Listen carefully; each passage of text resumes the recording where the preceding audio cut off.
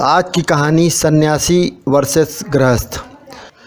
हम सब केवल मनुष्य ही नहीं अपितु चराचर सत्ता एक दूसरे के एक डोर से बंधे हुए हैं। ये डोर ही हमारे बीच एक सामंजस्य को स्थापित करती है। ये डोर है प्रेम की। ज़िंदगी में सारी चीज़ें गौड़ हो सकती हैं पर प्रेम सर्वोपरि है। ये प्रेम की जो डोर है यही जीवन को बेहतरीन करती है। हम इस प्रेम की डोर से जीवन की हर कड़ी को जोड़ते हैं। भक्ति, पूजा और अर्चना सभी की नींव है हमारा प्रेम। इसलिए यदि हम प्रेम को स्थायित्व दे पाते हैं तो जीवन स्वयं सरल हो जाता है। इसी डोर से ईश्वरीय चेतना को भी सकारात्मकता प्राप्त होती है। मेरी यह कहानी एक कहानी मात्र नहीं अपितु एक ज़रूरत है। मानवीय जीवन के उत्थान के लिए मैंने यह रूप देखा, इसलिए बांधी है ताकि हम ये जान सके कि हमारे बीच किस बंधन की आवश्यकता है। आचार्य सत्यानंद अखंड रामायण का प्रवचन कर रहे थे। वो हर चौपाई को पढ़ने के बाद उसका अर्थ सबको समझा रहे थे। उनका प्रवचन इतना सरल और चिंतनशील होता है कि सुनने वाला उससे प्रभावित हो सके। लोग भाव विभोर होकर उनका प्रवचन सुन रहे थे। आज वो पंचवटी का वर्णन कर रहे थे। सत्यानंद बता रहे थे कि भगवान राम फूलों के तरह तरह के आभूषण बनाकर माता सीता को पहना रहे थे। आज राम एक सगुण ब्रह्म नहीं एक प्रेमी बने हुए थे। उन्होंने पुष्पों का गजरा बनाकर सीता के केशों में लगा दिया, फिर पुष्पों की पायल, बाजूबंद, चूड़ियाँ और कानों के कुंडल बनाकर सीता जी को पहनाए। सत्यानंद ने बताया कि प्रभु राम आज एक प्रेमी बने हुए थे, अर्थात वो संसार को प्रेम का उच्चतम उदाहरण प्रस्तुत कर रहे थे। संसार में हर संबंध की अपनी महत्ता है। राम हर संबंध को पूर्ण भाव से निभा रहे थे। वो मनुष्य को बताना चाहते हैं कि मनुष्य को हर संबंध को जीना जरूरी है। सबको प्रवचन में बहुत आनंद आ रहा था।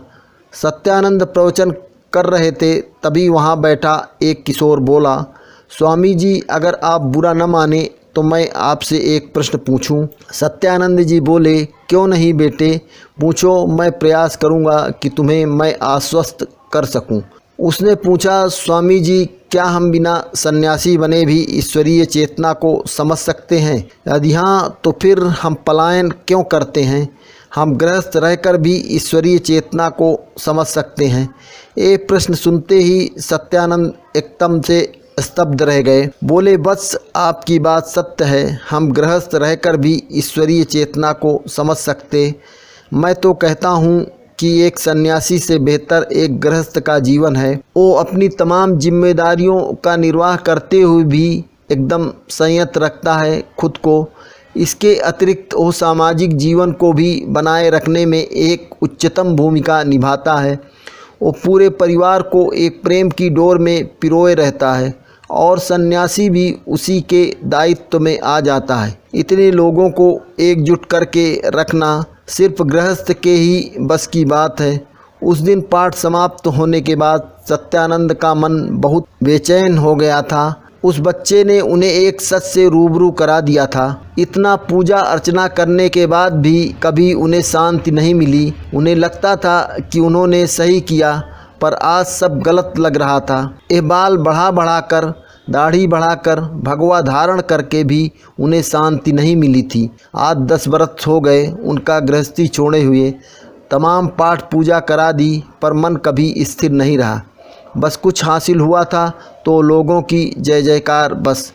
बहुत सुंदर नाम था कृष्णदेव, गृहस्थ से पलायन कर दिया। इतना नहीं कि ईश्वरीय मार्ग प्रशस्त करना था, इसलिए ज़िंदगी की ऊहापोह से निजात पानी थी। गृहस्थी छोड़ने के बाद कुछ दिन बाद तक वो तमाम साधुओं के पास घूमते रहे पर कहीं शरण नहीं मिली। हर जगह उन्हें उथल पुथल मिली। आखिर एक महात्मा से उन्होंने दीक्षा ले ली। नया नामकरण हुआ सत्यानंद। कुछ दिन उन महात्मा के पास पड़े रहे। वहाँ रामायण वाचन में दक्षता हासिल की। दाढ़ी बाल बढ़ा लिए, भगवा धारण कर लिया, बन गए सन्यासी सत्यानंद। जब घर से चले थे तो माँ ने और बहुत समझाया, उसकी संतानों का वास्ता दिया, पर सत्यानंद नहीं रुके। जिस समाज से पलायन किया वहीं पर वापस आना पड़ा। घर घर रामायण वाचन करने लगे। चढ़े हुए प्रसाद से क्षुधा तृप्त करनी पड़ी। उन्होंने 2 चेले पाल लिए थे जो उनके चढ़ावे का सदुपयोग करते थे। जितना खा पाते बाकी बेच देते। सत्यानंद काफ़ी समय से सन्यासी की जिंदगी से परेशान थे, पर अपनी हेठी बचाने के लिए उसका बोझ उठाए हुए थे। पर आज उस किशोर की बात से सत्यानंद को एहसास हो गया कि ये भिक्षाटन का मार्ग सही नहीं है। आज तक उनको कभी ईश्वर का साक्षात नहीं हुआ था।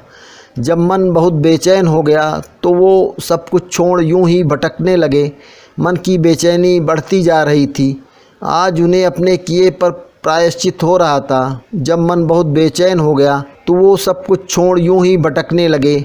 मन की बेचैनी बढ़ती जा रही थी। आज उन्हें अपने किए पर प्रायश्चित हो रहा था। जब मन ज़्यादा बेचैन हो गया तो वो एक पेड़ की छांव में बैठ गए।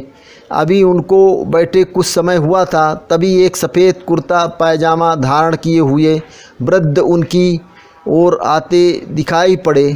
उनके चेहरे पर तेज टपक रहा था। वो खुद ही बोले, सन्यासी महाराज, बहुत बेचैन लग रहे हो।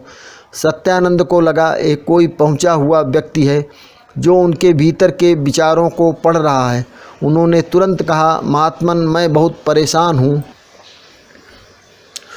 वो मुस्कुराए, बोले, सन्यासी, जिस चीज़ को करने से मन की व्याकुलता का शमन हो वही उपाय कर डालो, मन शांत हो जाएगा। फिर वो रुके नहीं, आगे बढ़ गए। सत्यानंद को अपनी समस्या का समाधान मिल गया। वहाँ से उठकर बाजार की ओर चल पड़े। दुकान से सफ़ेद कुर्ता धोती ली। फिर नाई की दुकान पर जाकर बाल और दाढ़ी बनवा दी। शीशे में देखा, चेहरे से झूठा आवरण उतर गया था। गंगा घाट पर जाकर साबुन से स्नान किया। फिर नए वस्त्र धारण किए। अब तन और मन दोनों हल्के हो गए थे। शाम की गाड़ी से गांव को रवाना हो गए। सुबह मुँह अंधेरे घर का दरवाज़ा खटखटाया। दरवाज़ा उनकी पत्नी ने खोला। देखते ही पहचान गई। बोली, स्वामी जी, अभी कुछ बना नहीं है, थोड़ा ठहर कर आइए। तभी सत्यानंद ने कहा, देवी, मैं सत्यानंद नहीं, ठाकुर कृष्णदेव हूँ। वो सन्यासी तो मर गया। पत्नी सुनकर खुश हुई। बोली, सन्यासी को अच्छी तरह दफना दिया था ना, कहीं फिर जिद्दा न हो जाए। कृष्णदेव शर्माते हुए बोले, अब ऐसा नहीं होगा। तब चलिए अपने घर में। अंदर से माँ की आवाज़ आई, कौन आया है? पत्नी ने कहा, आपका खोया बेटा। बुढ़िया की मंद रोशनी ज़्यादा तेज हो गई थी। घर का मालिक लौट आया था। कहानी समाप्त। नई नई कहानियों के लिए लाइक और सब्सक्राइब करें। धन्यवाद।